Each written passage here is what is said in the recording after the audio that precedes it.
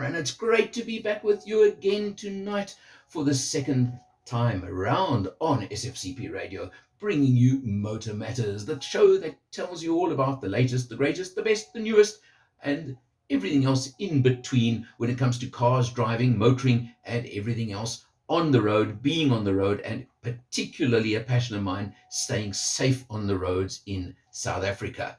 So you know what it's about. I'm Alan R. I am the guy behind MotorMatters, and it's called MotorMatters because motors matter, don't they indeed? What would we do without our cars? And we started off there, of course, with the Beatles saying, baby, you can drive my car. Sorry, you're not going to get to drive my car.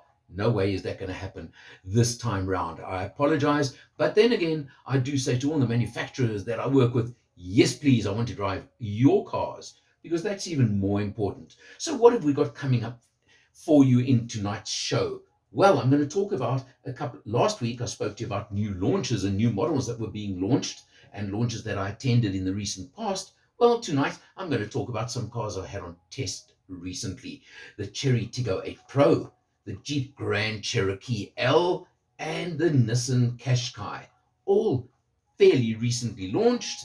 And actually, I was on the launches of all three, but then I got them all for full tests, which makes a very, very big difference as well. And that's actually what it's all about, is the launches are great. You want to see the newest, you want to see the best and the latest, but it's so much more important to actually get the car for a full test period. I normally get them for 7 days, and that gives me the chance to really experience the car, feel what it's like, feel the car itself, and get to know it. And my take on test driving cars is, how does it fit into my life, my lifestyle, and does it actually fit my personal needs or doesn't it, irrespective of price? Because you'll see, we're going to be talking from, wow, 500,000 Rand up to 1.5 million Rand tonight, the three cars, and a little bit in between there, of course. But that's quite a price range, isn't it? And that's what cars are about in South Africa these days. So you've got to actually just realize that and pick it up, and you'll pretty much understand exactly where it all goes. So let's just get on with it. Let's listen to a bit of music in the meantime, though, just to get you in the mood. And a bucket list item of mine is to drive down Route 66 over in the US of A. So let's listen to Depeche Mode singing about Route 66.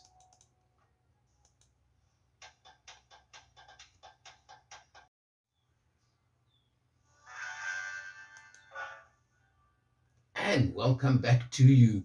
Yes, indeed. This is Motor Matters on SFCP Radio.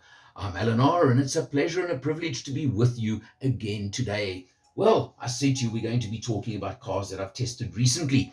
So let's start. And I think I'm just going to, for the fun of it, start with the most expensive one first.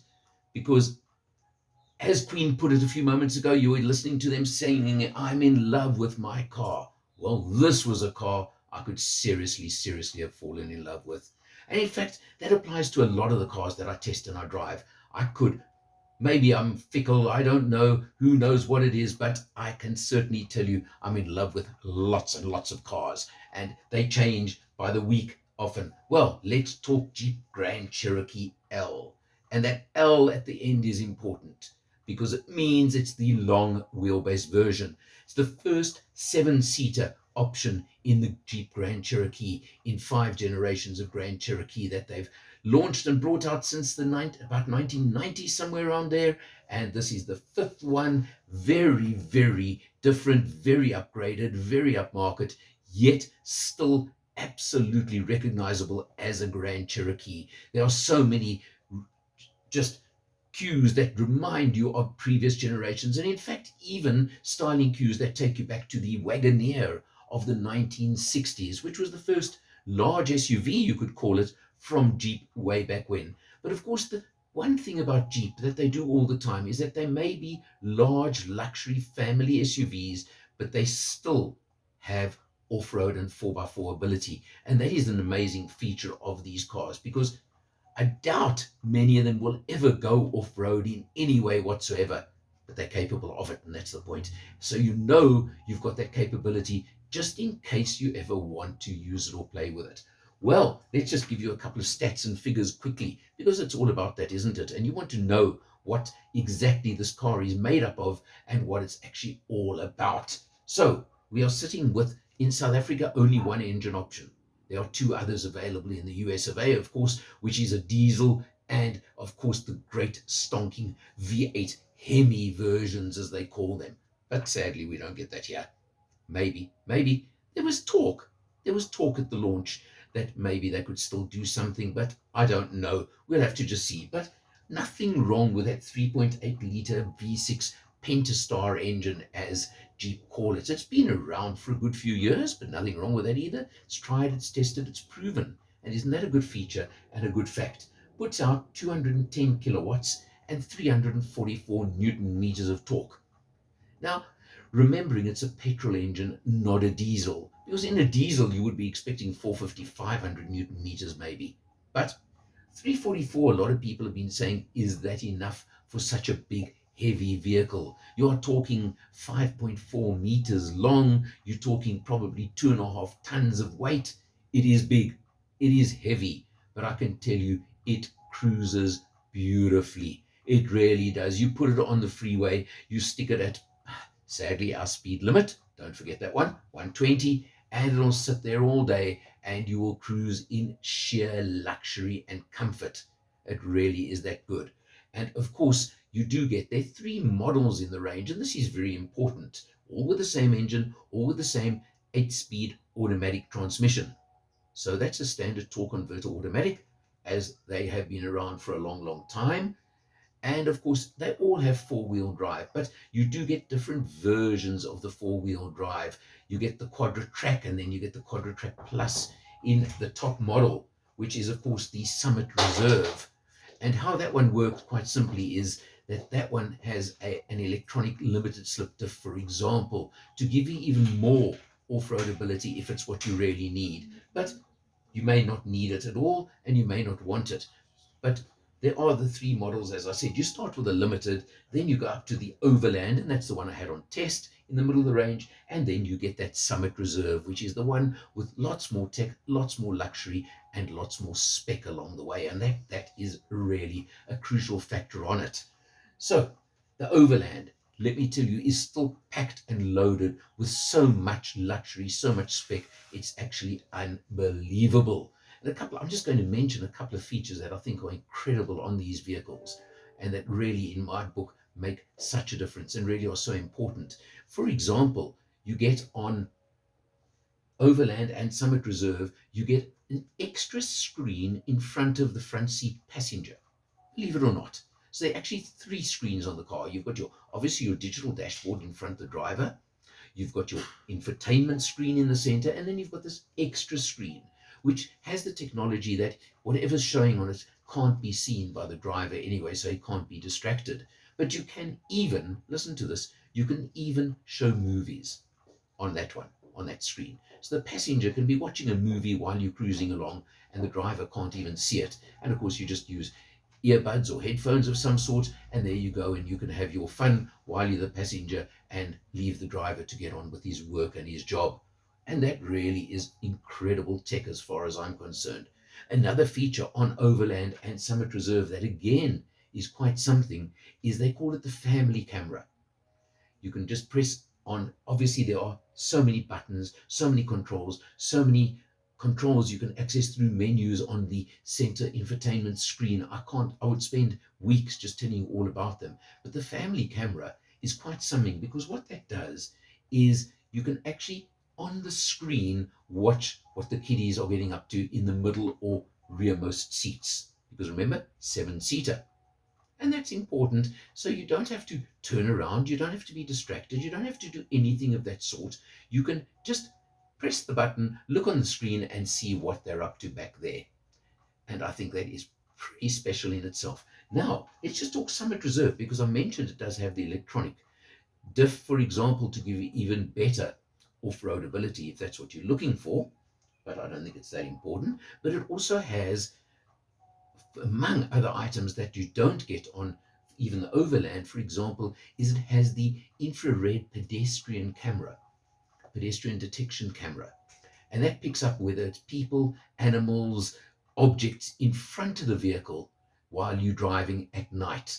And I've tested it out. If you have a look at my video on MotorMatters on YouTube, you'll see it from the launch video where I actually demonstrate that camera on in the video, and you can actually see me jumping up and down in front of the vehicle while somebody's filming on the dashboard and picking up exactly what I'm up to while I'm playing the fool, you can say. But I'm not playing the fool, because I'm actually showing you exactly what the tech is about and how, of course, it applies. Something else that the Summit Reserve offers is, besides the fact that you get upgraded, can I call it, leather trim, which you get leather anyway, but of course you just get the quilted, etc., much smarter, and you can also choose a beige color instead of black and things like that. But the Summit Reserve also gives you the option of a 6-seater instead of a 7-seater, because of course Limited and Overland have bench in the middle and 2 seats right at the back, whereas the Summit Reserve has the option of the middle row being 2 what they call captain's chairs. In other words,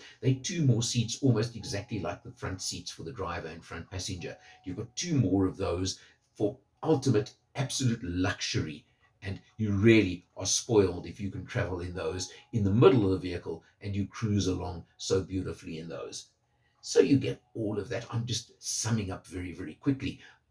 The dirt road ability on that vehicle is exceptional. Didn't get to take it on dirt roads during my test period, but on the launch we did quite a long stretch of dirt road, some of it not even the best, let me tell you, but we had it and we drove on it, and it was all good, I can tell you that much. And I actually even sat right in the rearmost, the 3rd row seats for a while on a dirt road, and let me tell you, with air suspension, which of course this vehicle has as standard, it was pretty comfortable. I had no complaints whatsoever, and for myself anyway, I had more than enough space in that back row.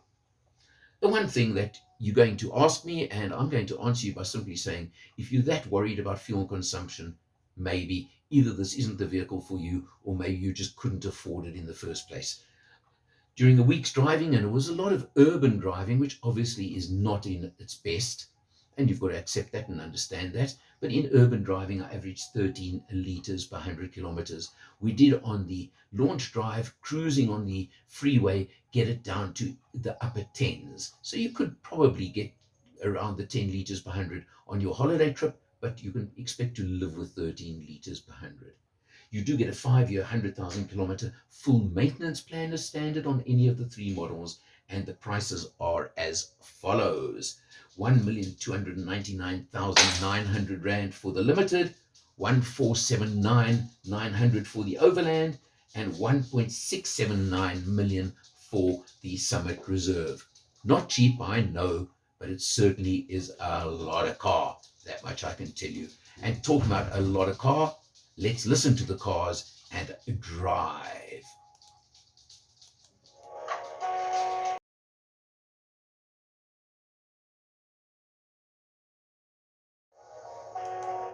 And welcome back. Yes, this is SFCP Radio. I'm Eleanor, and you're listening to Motor Matters. Now, why is it called Motor Matters? Because motors matter. And they really do in all our lives. It's as simple as that. Let me tell you a little bit about myself quickly, just very, very briefly. You can find me on Facebook. You can find me on Twitter. Those are the 2 main ones I do a lot of. And then, of course, on YouTube, on Motor Matters. One word. Just keep that in mind. One word on YouTube. What I do on YouTube is I post a video of every launch event I attend and every car that I test. So you get a full video review, something like I'm giving you right now, except you can see what I'm talking about. You can see the car. We do a bit on the road. We do all of that, and you really, really get a good idea of what it's all about.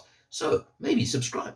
Not maybe, please subscribe to the YouTube channel. You'll get a notification every time I post a new video, and that's pretty often, let me tell you, because I am, thank goodness, very, very busy and hectically. So in fact, I'm off very early tomorrow morning down to Cape Town for the launch of the new Alfa Romeo Tonale. What is the Tonale, you're going to say to me? Well, it's a smaller compact SUV from Alfa Romeo. They've got the Stelvio, which is the larger one. It's smaller than that, and it's compact to medium SUV, can I call it that? But very interestingly, it's the first time Alfa are bringing out a hybrid. Yes, you heard me right. A 1.5 liter petrol engine combined with hybrid power. Well, I can't tell you too much more about it because I'm only going to experience it tomorrow, but you will hear all about it in next week's show. And I'm going to spend a couple of days down in Cape Town just taking some R&R, and I'm getting a mystery test car while I'm down there. I don't know what I'm getting yet. I have no idea, but I am going to be provided with a car to drive for the few days I'm there, so I'll feature that one in next week's show as well, just for you, that you can hear about that one to add to my test car features that I bring you every time on this show. There you go. It's as simple as that, and I hope it's what you're looking for, because somewhere along the way you're going to be looking for your next car one of these days. And if you're looking for your next car, can I recommend a website called Change Cars? They only list cars from franchise dealers, so your risk factor of getting scammed, I'm sorry, in this world we live in, is zero.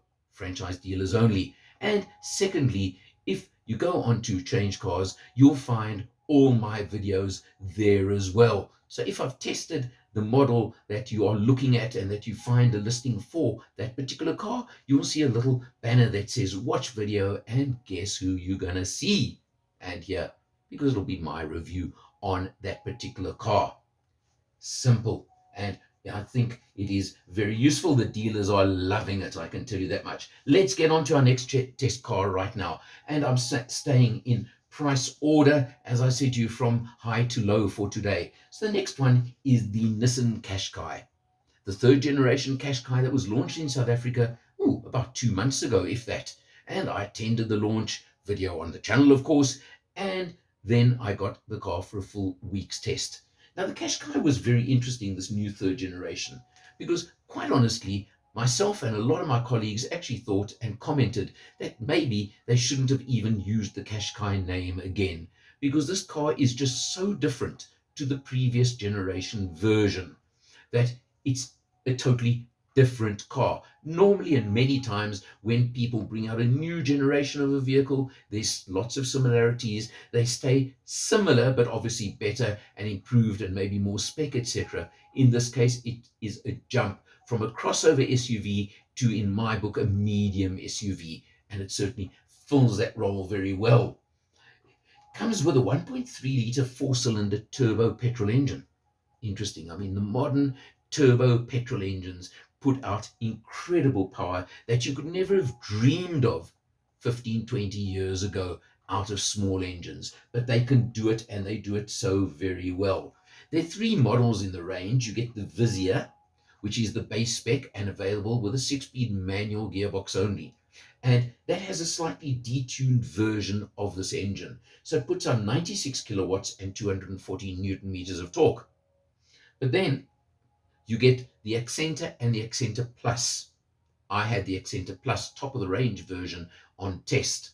That comes with 110 kilowatts and 250 newton meters of torque from that 1.3 litre turbo, and comes only with a CVT automatic transmission.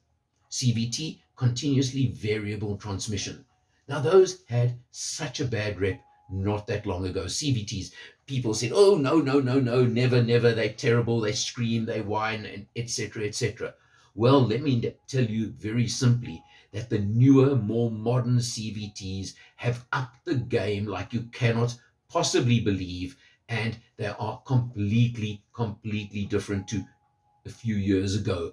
And this one in the new Qashqai has to rate as one of the better ones I've come across anywhere along the way. It is just smooth, it is seamless, it doesn't scream at you, it gets on with the job exactly as you want. And if you really are not happy with it, you can of course use flappy paddles to override the gearbox in sport mode and play with it manually as such if you really want. But I don't see the need. I'm not that driver that wants to do that unless I'm in a real sports car, and perhaps either on a track or on a real challenging mountain pass. One of those two, then yes, I can have a lot of fun with paddles and the manual override of an automatic transmission. Whether it's a good one or bad one doesn't matter, but it's very limited and very rare and occasional that I would even think about that.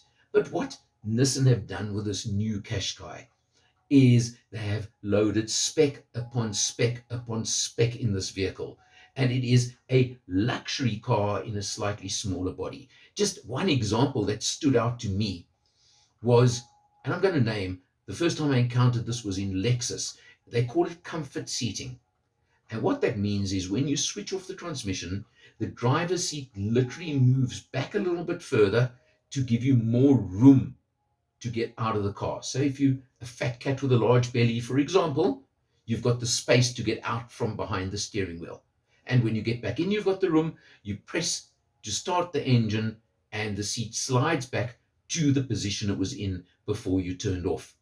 Now, that's an interesting luxury item, but I can tell you now that I have not seen that in a car up to now at under 900 to a million rand, 900,000 to a million.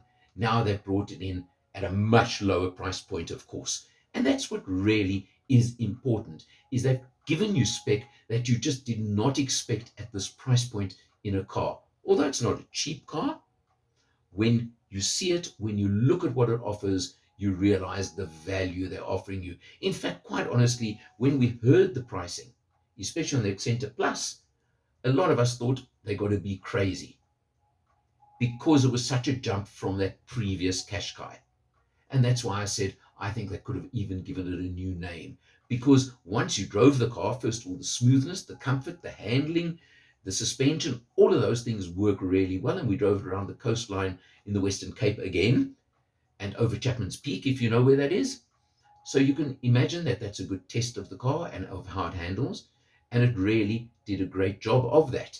So take that into account. Then you look at all the safety spec they've added to the car as well. And they've got every possible, what they call ADAS, which is, or it's actually moving into the autonomous driving level and giving you various autonomous driving features that now are going to start coming into play slowly but surely on a lot of cars that we have around these days. And you'll get more and more of it. We're not ready for full autonomous yet. Nope. But let me tell you, there are a lot of features. For example, one of the safety features, if you're in the active cruise control, in other words, you put the cruise control and the car can adjust speed to vehicles in front or something like that. So you can literally take your hands off the steering wheel and it not only adjusts its speed based on the car in front, but it also stays within the lane. It actually has lane keep, they call it, which means it will actually steer itself within the lane. Now, as a safety feature, when you're in this mode, you have to put your hands on the steering wheel every so many seconds. I think it's between 20 and 30 seconds, just that the car knows that you're still there. This has a feature where if you do not put your hands onto the wheel after the given time, it will hit the brakes hard twice. So in other words, it jerks the car pretty hard, and if you've dozed off, it should wake you up. And it'll do that, and if you don't respond to that, it will literally slow down slowly and come to a halt, just in case, sadly, something has actually happened to the driver and he is no longer able to control the car. So it offers you that. And that's just one of the many, many features this car offers. You've even got massage function for both driver and front seat passenger, and heating and cooling for their seats as well. I think you're getting the picture. This is a medium SUV with luxury spec all the way. So what's it going to cost you? That's what you're asking now, isn't it? Well, the Vizia in manual only is 568,200. The Accenta, the middle one, 639,300, and the Accenta Plus, as I tested it, 670,600. Now, quite honestly, my opinion, take it or not, would be go Accenta Plus, because that's the one that gives you all, and it gives it all to you and everything you could possibly want. By the way, normal driving, whether it was urban and a little bit of cruising and a nice mix of everything, I averaged 7.7 liters per 100 kilometers for the week.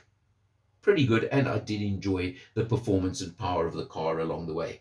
You do get a 3-year, 90,000 kilometer service plan as well as part of the deal. Listen, Accenta Plus, if you're looking for a medium SUV, all I can tell you is please put it on your shortlist and go and test drive one, because I think you will be very, very pleasantly surprised. I'll put it that way. we're going to listen to a bit more music. And right now, we're going to listen to Neil Young, who's going to tell us, "Long may you run." And that's obviously what you want from the car you're going to buy.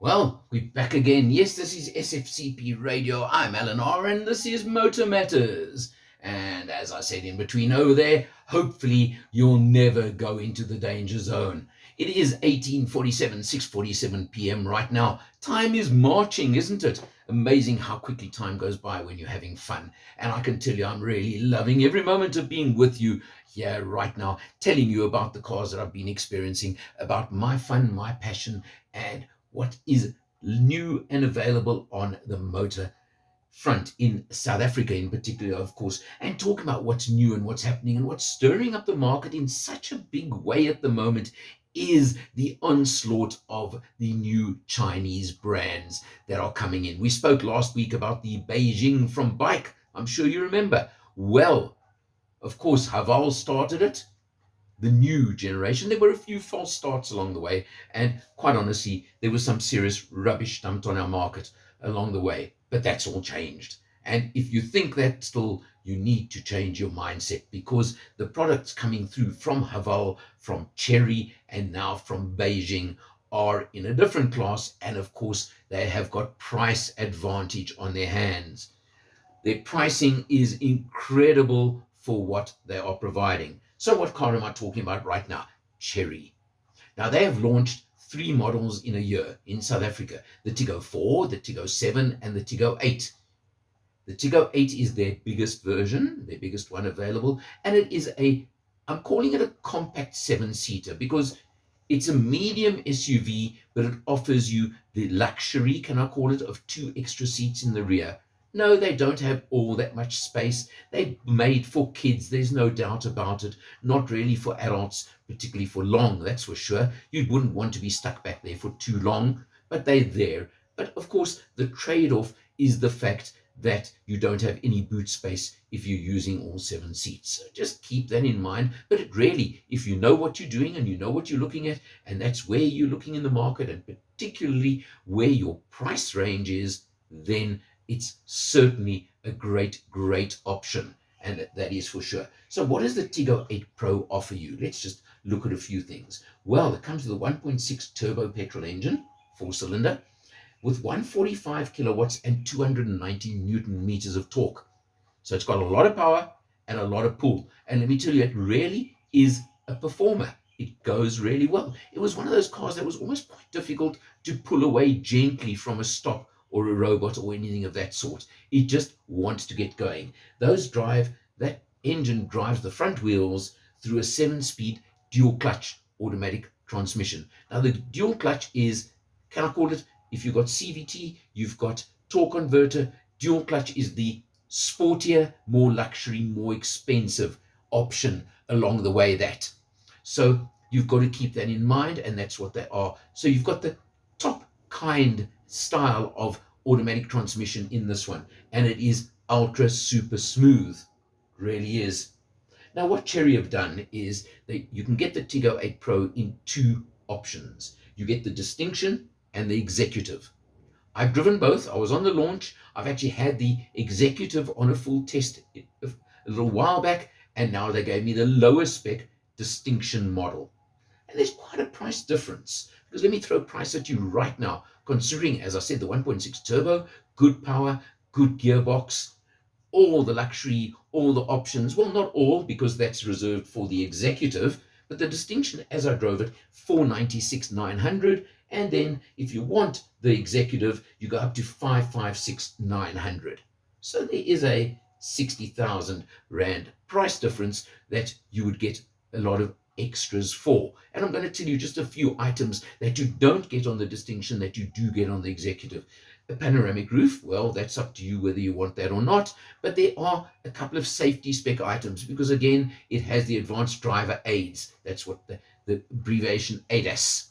So the Executive has lane keep, has blind spot warning, and features like that which you don't get on the Distinction. Now, When you get to know me, you will get to know the fact and understand the fact that I am all about safety. Safety matters. And just keep that one in mind. I'm throwing something here quickly. The term safety matters, because there's something coming from me in the near future that will really tie in with that. But it is about safety. So I would always say, buy the version that you can afford, as much as you can afford, and that throws in as much safety spec as you can possibly get for your money. I promise you, you don't want to regret it one day that you save 50,000 Rand, which is 10%. Think of it that way. So it's only going to make a 10% difference on your monthly installments if you're paying off on the car. And I think that must be just kept in mind, because you'd be looking at just under 10,000 Rand a month for a distinction and about 11,000 for an executive. Now, if you can afford 10, can't you afford 11? That's what I'm saying. I'm not saying it's small change. It is a lot of money, but it's all about obviously the individual and what the individual can afford and what your bank manager has to say to you when you go and talk to him. Now, one of the things about a lot of the Chinese cars and about Chery has been comments about fuel consumption. And there've been a lot. Now, this one, as I said, I enjoyed the power. I really did. And I drove it in that way. And it has a multi-mode, by the way, where you can use eco, comfort, or sport modes in the auto transmission, where obviously in sport it holds the revs, the gears a bit longer to higher revs, etc., etc. So you can up the performance a little bit if that's what you want. I averaged over a week's driving 9.5 liters per 100. Now, that's not the lightest in the world, but I have some very good friends who have bought Chery models, not the 8, but the 4s, for example. And what I've discovered through quite a bit of research is that all of their cars do tend to be that bit heavier on fuel until that first 5,000 kilometer service. And then it drops by a very big margin. I have a good friend who bought a Tiggo 4. He was averaging between 8 and 9 liters per 100 all the time, no matter where he was driving. Went for that first 5,000 kilometer service, and suddenly he was in the mid sixes. That's a massive, massive difference. So just put up with it for that first couple of months that you own the car, and then you will see the benefits. Really as easy as that. And the other thing with Chery, of course, is they give you a 5-year, 60,000 kilometer service plan with the car, and then the warranty. Now, this has attracted a lot of publicity because the car comes with a 5-year, 150,000 kilometer warranty as standard. But then only if you are still the original first owner. And that is important. This is not transferable, unfortunately. But if you are still the original owner and that 5 years ends, they chuck in an additional 5 years or 1 million, yes, 1 million kilometers warranty on the engine and drivetrain. Now that takes courage, and it takes belief in your product that you're really, really offering something that you believe is going to last the distance. And that really takes so much, doesn't it? Takes a lot of courage, and I'm absolutely amazed that Chery are offering it. Obviously, it's going to take another 4 years before anybody even kicks in that additional warranty, and we'll see what goes on over there. But the fact is, it's there, it's offered, it's in writing, and you will get that deal on the way if you buy any of the Chery models, not just the Tiggo 8 Pro, but the 4, the 7, or the 8. Your choice which one, and they all give you that same option. I think that is pretty exceptional, quite honestly. Well, can you believe time has run out again? And I carry on telling you so much more about all these cars, so much more about all of what goes on in the motor industry, but I think you get my point that time is up. It's 4 minutes to 7 right now, and I'm going to get chucked off the air at 7 o'clock. But I will be back next week. I'll be talking about the Alfa Tonale, among others, and very number of other things. There'll be a few surprises for you. How does that sound? Let's keep it a bit of a mystery for you. But I'm going to close out by playing a song for you, because really, quite honestly, I wish I could turn back time and have longer and more time with you yet again tonight. But from me, Alan R, for MotorMatters. I'll see you next time.